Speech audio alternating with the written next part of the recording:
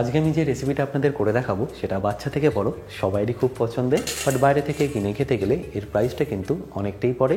But বাড়িতে বানালে সেই স্বাদ আর টেক্সচারটা কিন্তু পাওয়া যায় না। তাই কী পদ্ধতিতে বানালে একদম দোকানের মধ্যে আপনারা বাড়িতেই বানিয়ে নিতে পারবেন সেটাই আজকে আমি এই ভিডিওতে আপনাদের করে দেখাবো। সাথে অবশ্যই থাকবে অনেক tips and tricks. By the way, আমি শেফ অতনু, আপনারা দেখছেন অতনুর রান্নাঘর, আর আজকে আমাদের রেসিপি ফ্রেঞ্চ ফ্রাইজের। তাহলে ফ্রেঞ্চ ফ্রাইজ বানানোর জন্য আমি এখানে নিয়ে নিচ্ছি 1 কেজি আলু। আর এই আলুটা কিন্তু আপনাদের একটু বুঝে নিতে হবে। মনে রাখবেন, যে আলুগুলোতে স্টার্চের পরিমাণ বেশি থাকবে আর মিনারেলস কম থাকবে সেটাই কিন্তু ফ্রেঞ্চ ফ্রাইসের জন্য পারফেক্ট আলু। বেসিক্যালি কলকাতার বাজারে কিন্তু আমরা জ্যোতি আর চন্দ্রমুখী আলু পেয়ে থাকি, আর জ্যোতি আলুর তুলনায় চন্দ্রমুখী আলুতে কিন্তু স্টার্চের পরিমাণটা বেশি থাকে। তাই এখানে আমি চন্দ্রমুখী আলু নিয়ে নিয়েছি। এবার এটাকে আমি ভালো করে পিল করে নিচ্ছি।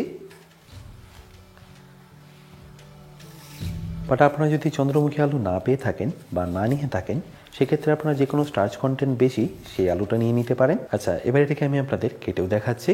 আর এটা কাটার আগে এই সাইডগুলো আপনাদের হালকা একটু ট্রিম করে নিতে হবে, ঠিক এইভাবে, যাতে এখানে একটা এরকম ফ্ল্যাট সারফেস তৈরি হয়। এবার আলুটাকে ঠিক এরকম মোটা মোটা করে স্লাইস করে নিন।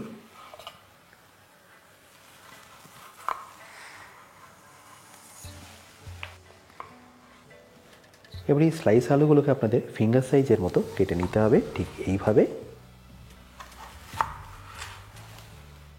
দেখতেই পাচ্ছেন ঠিক এরকম শেপটা এসছে।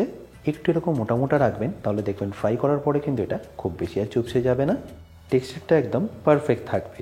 এবার এই একইভাবে আমি বাকিগুলো কেটে নিচ্ছি। আর এটা কাটার সাথে সাথে আপনাদের কিন্তু দিয়ে দিতে হবে একদম চিল্ড ওয়াটারে বা একদম ঠান্ডা জলে। এটা একদম কেন ঠান্ডা জলে দিতে হবে সেটা আপনাদের নিশ্চয়ই জানাবো, আর তার আগে আমি বাকি আলুগুলো কেটে ঠান্ডা জলে দিয়ে দেবো।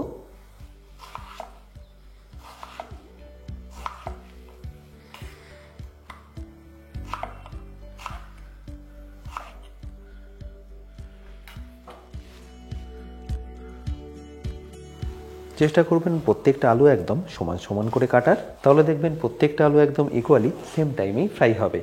ব্যাস, আমার এখানে সবকটাই আলু কাটা হয়ে গেল। এবার আমি দিয়ে নিচ্ছি ঠান্ডা জলের মধ্যে। আচ্ছা, এবার এই আলুগুলোকে জলটাকে পাল্টে নিয়ে আপনাদের 2 থেকে 3 বার খুব ভালোভাবে এইভাবে ধুয়ে নিতে হবে। তাতে দেখতেই পাচ্ছেন আলুর যে স্টার্চটা সেটা অনেকটাই বেরিয়ে যাবে। এইভাবে ধুতে ধুতে দেখবেন এই যে জলটা এখন ঘোলাটে হচ্ছে এটা বেশ অনেকটাই ক্লিন হয়ে যাবে। এবার জলটা পাল্টে নিয়ে আমি এখানে আবারও ঠান্ডা জল নিয়ে নিচ্ছি।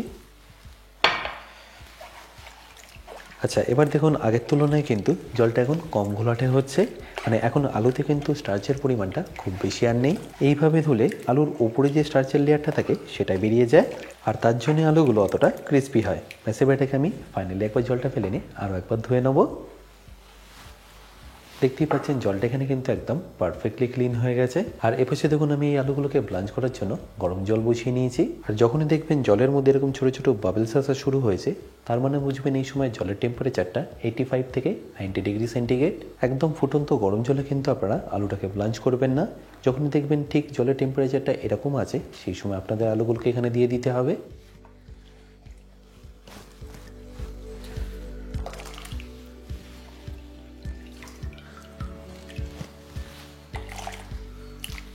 আর এটা ব্লাঞ্চ করার সময় আপনাদের দিয়ে দিতে হবে নুন। নুনটা এই কারণে এই সময় দেওয়া যাতে আলুর মধ্যে নুনটা খুব ভালোভাবে ঢুকে যায়। আর তারই সাথে আপনাদের এখানে দিয়ে দিতে হবে 2 চা চামচ ভিনিগার, যেটা বেসিক্যালি আলুটাকে একটু ক্রাঞ্চি করতে সাহায্য করবে। ব্যাস, এবার এটাকে আমি ভালো করে একবার মিশিয়ে নিচ্ছি। ফ্লেমটাকে এরকম রেখে প্রায় 4 থেকে 5 মিনিট আপনাদের এইভাবে এটাকে ভালো করে একটু ব্লাঞ্চ করে নিতে হবে। মোটামুটি এই স্টেজে আলুটাকে 30 থেকে 40% মতো কিন্তু কুক করে নিতে হবে। আচ্ছা, এখানে বলে রাখি আমি এরকমই অনেক ছোটো ছোটো টিপস শেয়ার করেছি বেসিক কুকিং কোর্সে। এটা আপনারা পেয়ে যাবেন আমার নিজস্ব ওয়েবসাইট www.otonurannagor.com এ।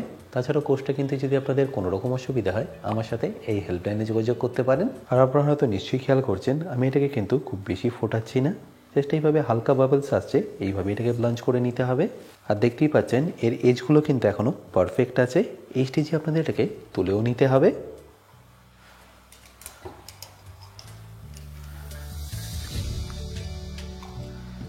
আর আলুগুলোকে তুলে নিয়ে আপনাদের এরকম একটা স্টেনারের মধ্যে রেখে দিতে হবে যাতে জলটা কমপ্লিটলি ঝরে যায়।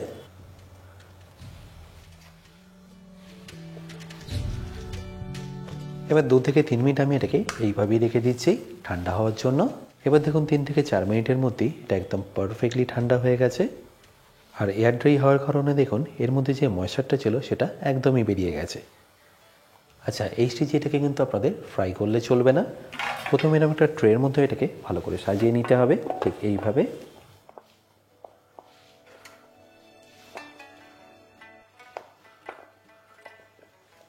আর সাজানো হয়ে গেলে এটাকে ক্লিন র্যাপ করে আপনাদের রেখে দিতে হবে ডিপ ফ্রিজের মধ্যে মিনিমাম 1 ঘন্টার জন্য।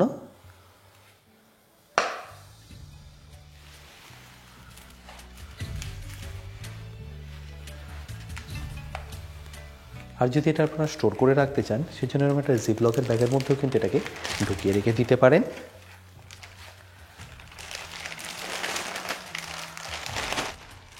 এই স্টেজে আপনারা এটাকে প্রায় 2 মাস পর্যন্ত কিন্তু স্টোর করে রাখতে পারবেন, বাট অবশ্যই একদম ফ্রোজেন করে। আর জিপটা বন্ধ করার আগে অতি অবশ্যই এর ভেতরে যে এয়ারটা আছে সেটাকে একবার ভালো করে বের করে দেবেন। আর বেরিয়ে গেলে তারপরে এই জিপটাকে ভালো করে বন্ধ করে দিয়ে রেখে দেবেন ডিপ ফ্রিজারে।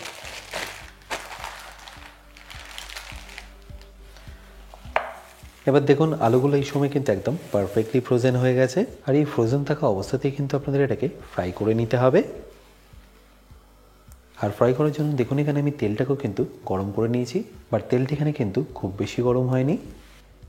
হালকা একটু গরম হলে এখানে আপনাদের আলুগুলোকে দিয়ে দিতে হবে।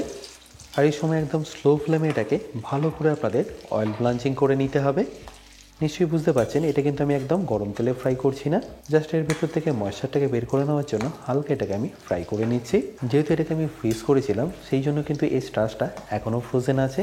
আর যেটা বেরোচ্ছে সেটা হলো এর ময়েশ্চারটা। আশা করি নিশ্চয়ই দেখতে পাচ্ছেন এই যে বাবলসগুলো, এটাই কিন্তু এর ময়েশ্চারটা বেরিয়ে যাচ্ছে। এবার এই বাবলসগুলো যখন একটু কম হওয়া শুরু হবে তখন এটাকে তুলে নিয়ে রেখে দেবো রেস্টিংয়ে আরও 5 থেকে 7 মিনিটের জন্য। বাট এই সময় আপনাদের মনে রাখতে হবে আলুর মধ্যে যেন কোনোভাবেই কালারটা না আসে।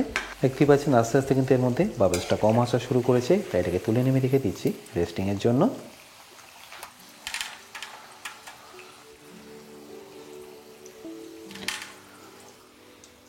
এবার এটাকে আমি হালকা একটু স্প্রেড করে দিচ্ছি যাতে এর মধ্যে স্টিমটা ক্রিয়েট না হতে পারে। আর স্প্রেড করা হয়ে গেলে এইভাবেই রেখে দেবো 3 থেকে 4 মিনিটের জন্য। আর ততক্ষণ আমি এখানে তেলটাকে খুব ভালো করে গরম করে নেব। এই সময় আলুগুলো কিন্তু ভেতর থেকে একদম প্রপারলি সেদ্ধ হয়ে গেছে। এবার এটাকে ডবল ফ্রাই করে আমাদের ওপরটাকে ক্রাঞ্চি করে নিতে হবে। আর তেলটাও নিশ্চয়ই দেখতে পাচ্ছেন একদম পারফেক্টলি গরম আছে। এই সময় কিন্তু আপনাদের ওপর থেকে নিচে এটাকে ভালোভাবে এইভাবে মিশিয়ে নিতে হবে। আর এরপর যতক্ষণের মধ্যে কালার আসছে ততক্ষণ এটাকে ফ্রাই করতে থাকুন। দেখতেই পাচ্ছেন আস্তে আস্তে এটা কিন্তু ক্রিস্পি হওয়া শুরু করেছে। আর টেক্সচারটা দেখুন একদম দোকানের মতো আসছে। আর 2 থেকে 3 মিনিটের মধ্যে কিন্তু এটা একদম পারফেক্টলি রেডি হয়ে যাবে। আর আপনারা নিশ্চয়ই খেয়াল করছেন আমি এটাকে কিন্তু কন্টিনিউয়াসলি মেশাতে থাকছি, তার কারণ যাতে প্রত্যেকটা একদম ইকুয়ালি ফ্রাই হয়।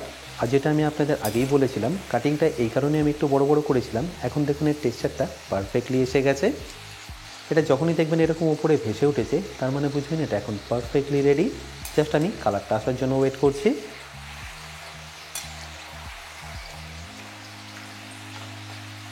দেখতেই পাচ্ছেন এটা এখন পারফেক্টলি রেডি, তাই এটাকে আমি তুলে নিচ্ছি।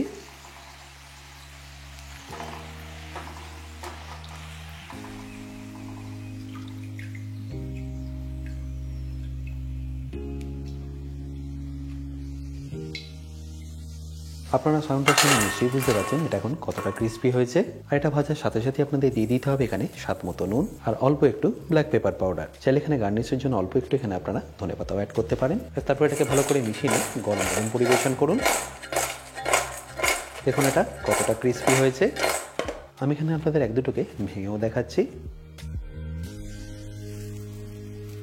দেখুন ভেতর থেকে এটা একদম সফট আর উপর থেকে কিন্তু খুবই ক্রাঞ্চি। এবার এটাকে আমি পরিবেশন করে নিচ্ছি। আশা করি এই সম্পূর্ণ রেসিপিটা আপনাদের নিশ্চয়ই ভালো লেগেছে। আর যদি ভালো লেগে থাকে অতি অবশ্যই কিন্তু আমাকে কমেন্টে জানাতে ভুলবেন না। বাই দ্য ওয়ে আমি শেফ অতনু, আপনারা দেখছিলেন অতনুর রান্নাঘর।